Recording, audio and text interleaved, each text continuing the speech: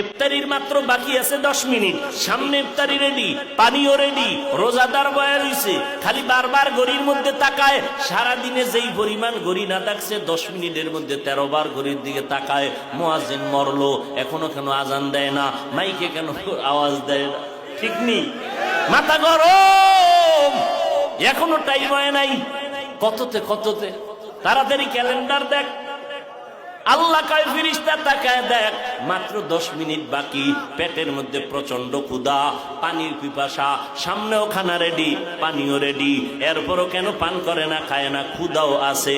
আল্লাহ কয় ফেরেশতারা জানুনি? কয় জানি না। আল্লাহ বলে, ও ফেরেশতা তাকায় দেখ, সবাই আমি আল্লাহকে ভয় করে, এবং তোরা সাক্ষী থাক, আমি আল্লাহ এদের জীবনের সব গুনাহগুলো মাফ করে দিলাম। আতিনা ফি দারে দুনিয়া না হাসান, আতিনা ফি দারে উকবা না হাসান, ইয়া গিয়াসাল মুস্তাগীসিন হদিনা লফতিখারা বিল উলুমে ওয়াল গিনা। হর গরি দে নেকো তু তৈয়ার হ্যায়, जो न मांगे उससे तू बेजार है। তাকওয়া অর্জন করো রোজার মাধ্যমে। এরপরে আল্লাহ কয় জবানটারে হেফাজত করো।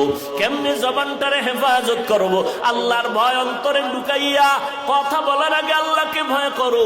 কথা বললে আমার আল্লাহ খুশি হবে না বেজার হবে, এই চিন্তা করিয়া যখন চলবা তখন কিছুটা কন্ট্রোল হবে। আর একটা কাজ হলো জিহ্বার দ্বারা কিছু কিছু মৌলিক গুনার কথা বন্ধ করো, কিছু মৌলিক নেক আমল চালু করো। তাহলে একটা পাত্রের মধ্যে কিছু থাকলে অন্যটা রাখা যাবে না, খালি পাত্রের মধ্যে অন্য কিছু ঢুকতে পারে। জিহ্বাটারে যদি নেক আমল দ্বারা চালু রাখো, গুনাহ সহসয় হবে না। জিহ্বাটারে নেক আমল দিয়া চালু রাখো, গুনাহ কম হবে।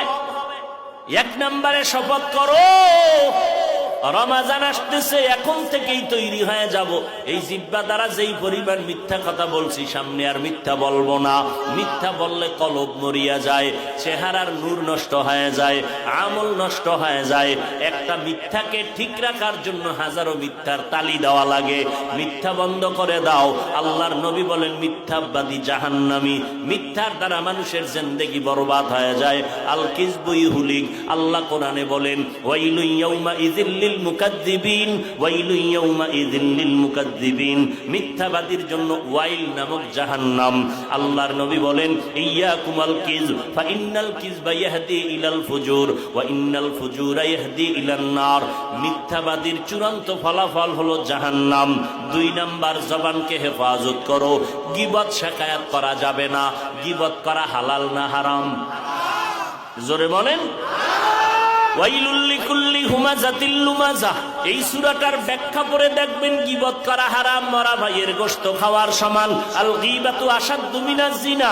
নবী বলেন, জিনা করার থেকেও গীবত করা মারাত্মক অপরাধ। এই গীবত থেকে জবানকে হেফাজত করো। তবে এই সূরার ব্যাখ্যা পড়লে দেখবেন 4 কারণে গীবত করা ওয়াজিব, না করলে গুনাহ হবে।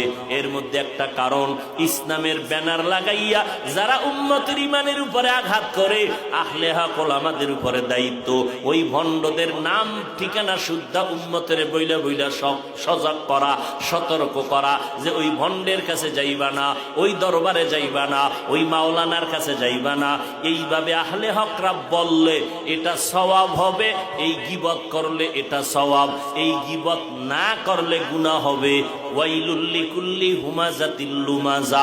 এই সূরার ব্যাখ্যা পড়লেই পেয়ে যাবেন গীবত করা হারাম হারাম হারাম। 4 কারণে গীবত করা ওয়াজিব, না করলে গুনাহ হবে। এর মধ্যে একটা কারণ বললাম। অতএব আমরা ইসলামের ব্যানারওয়ালাদের বিষয়ে যা বলি, এটা গীবত হলেও আমাদের সওয়াব হবে।